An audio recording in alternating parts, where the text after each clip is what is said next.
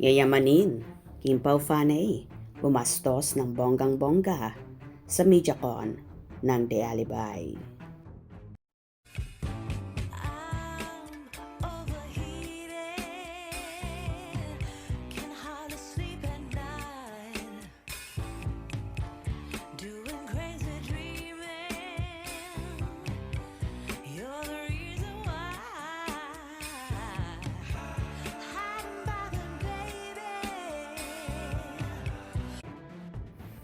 Bumaha ng pagkain sa MediaCon ng serye ni Kim Chiu at Paolo Avellino. Matapos mag-set up ng mga buffet table ang ilan sa mga solid ng dalawa. Trending ngayon sa SOCMED, particular na sa X media platform, ang magarang setup ng Kim Pao International, Kim Chiu Global at iba pa.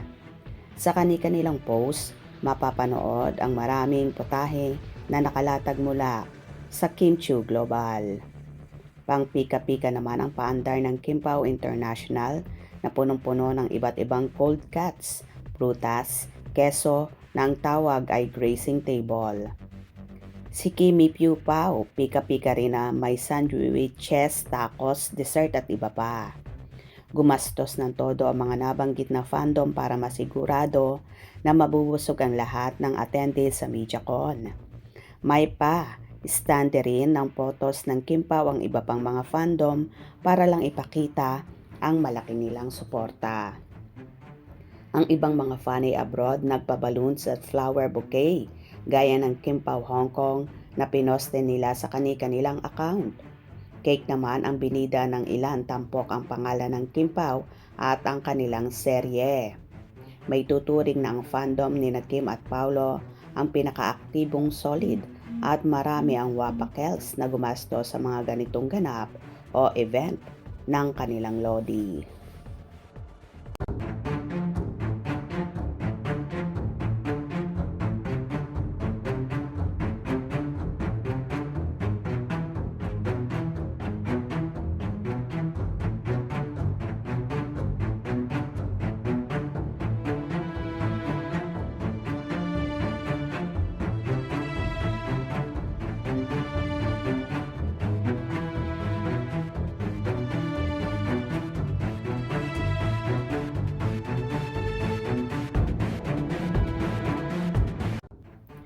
Sobrang nakakatuwa at tanging Kim Pao Fanay lang ang may pagganito sa kanilang mga iniidolo.